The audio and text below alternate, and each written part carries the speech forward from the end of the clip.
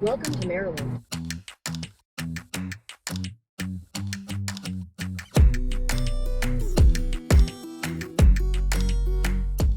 We're finally back on our property, and today's task is to prepare for tomorrow's arrival with the RV. So we wanted to come back to Vermont and catch it at a time before the mud season starts, because the road that our property is not paved, and it does get muddy in the mud season, and it would be probably impossible to get our trailer down that road during the mud season. So that's why we're here in winter. It's nice and cold. We first got to the property just with our car, just to kind of prepare it, to make sure that we can get the RV in here.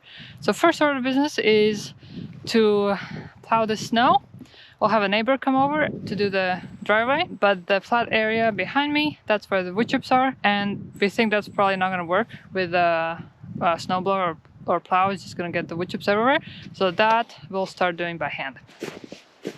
And otherwise, the road condition actually was pretty good, and we should be able to get our RV on that road into our property. And while I'll start clearing the snow, Matt is getting our tractor ready and putting in a battery back end that we took out for the winter.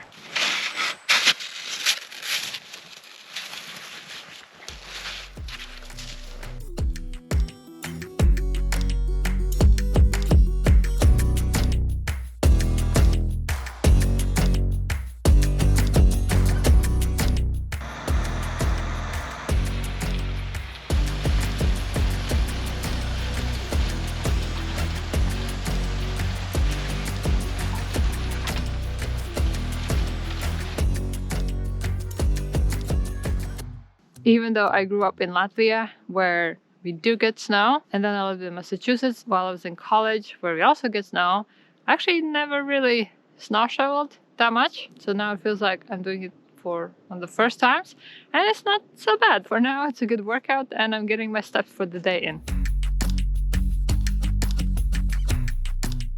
All right, I think we are ready for tomorrow to bring the RV here on the land. So we got the driveway plowed, and we'll be coming from that side, driving in, and then driving forward until that log over there on the road, and then we'll back the RV over here and onto this spot here that I showed. I hope it's not going to be too hard to level it. Matt has gotten the tractor ready, so tomorrow if you need extra help with traction, then we can use the tractor. And we also have actually new tires on the truck that are very grippy, so that should help in the snow. And we also have chains for the truck and the trailer. So I think we are as prepared as we can be. Tomorrow is a little bit of snow in the forecast, so we'll try to get here early in the morning before the snow starts. And we chose this kind of weather window to get here because in the next couple of days it's going to start getting a little bit warmer, above freezing during the day, and then cold again, but then towards the weekend it's gonna get like in 40s during the day, and with snow and rain. So that sounds like signs of mud season.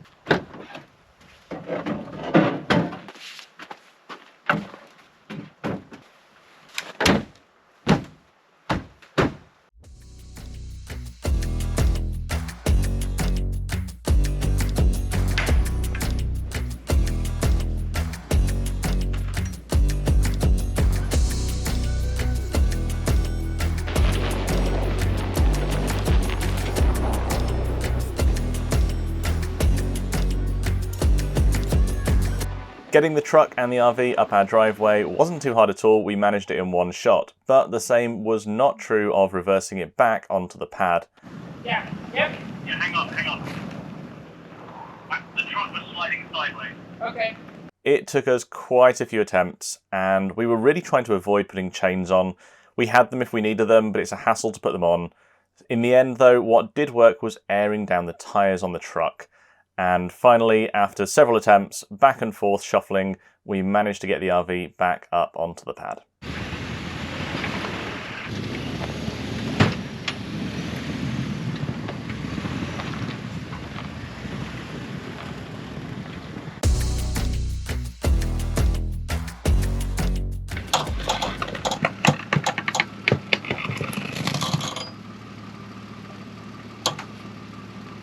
level.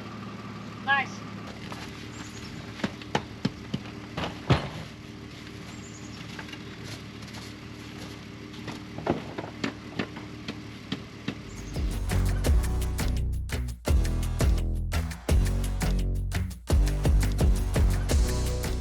In November, before we left the property, we put a big log across the road to block anyone from getting up there while we were gone, and now it was time to remove it so that we could use our driveway again. Unfortunately, that log was just completely frozen to the ground, and we had to use the truck and the new tow hooks that we'd installed on the front of the truck, along with a chain, to drag the log out of the way. It was frozen absolutely solid to the ground though, and the truck had to work pretty hard to get the log out of there.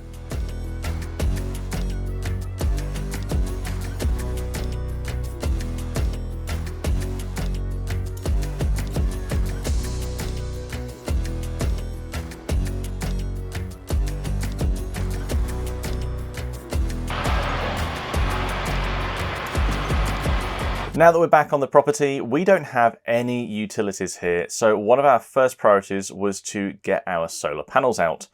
Now, we used to have these on the roof of the RV, but after we had our roof replaced last year, we've had these in storage ever since. We deployed 600 watts of ground deploy solar panels, which at this time of year in Vermont is just not enough given the short days, the cloudy weather, and our heating demands. Even though we heat with propane, that still requires us to run the fan as part of the furnace, and also the fridge this time of year invokes the cold weather kit, which uses power as well.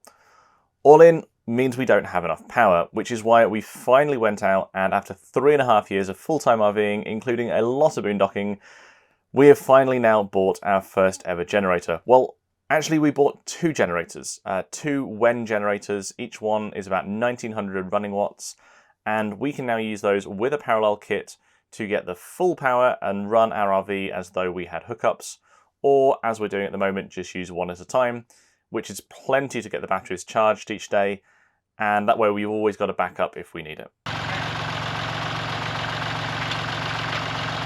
Yep.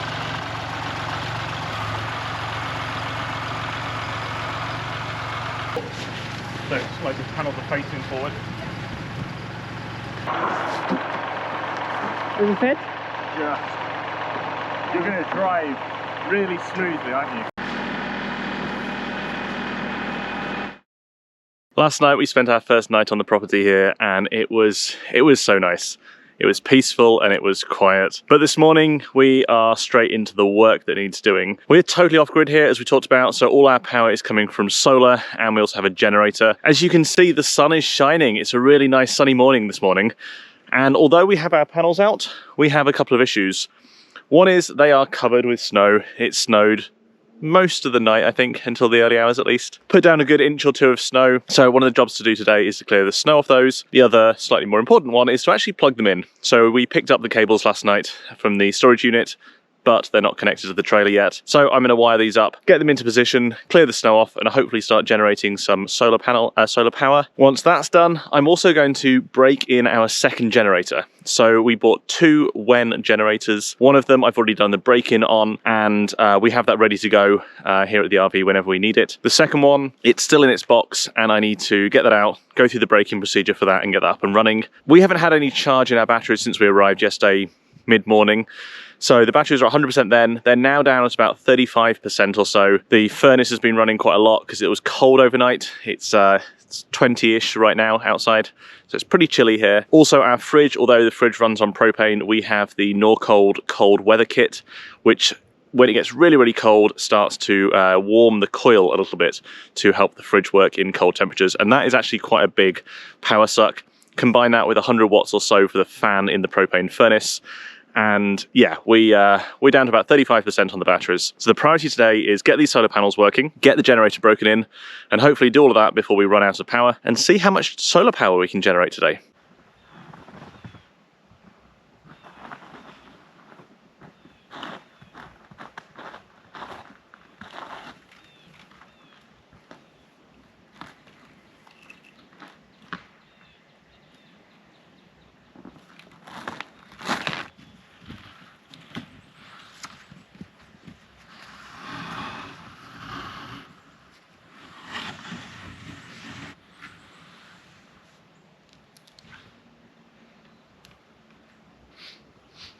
Okay, so I have 600 watts of panels now plugged in. We've got the 200 watt portable array. That is plugged into the side connector that we installed on the RV as our portable solar panel plug. And that is working via our Red Arc DC to DC charger. We don't get an exact measurement of how much that's producing because of the way it's all wired. But I think it's getting somewhere around, I don't know, maybe 30, 40 watts, something like that. It's not super high right now. It's still fairly early in the morning. The 400 watt array that you see in front of that, the bigger one, that's plugged into our Victron solar charge controller via a cable up on the roof. And overall, I think right now, between the two, we're probably pulling in somewhere around 100, 150 watts, which for this time in the morning, on the 2nd of March in Vermont, I'm pretty happy with. It's not going to offset all our needs by any means, certainly not this time of the year, but it will kind of stem the flow. It will just mean we don't have to run that generator as often. And really that's the goal. Hopefully in a couple of months as the weather warms up, we're not running the furnace as much, we're not running the Norcold cold weather kit on the fridge, we have longer, sunnier days with the sun higher in the sky. Hopefully, at that point, we'll be able to run purely off our solar.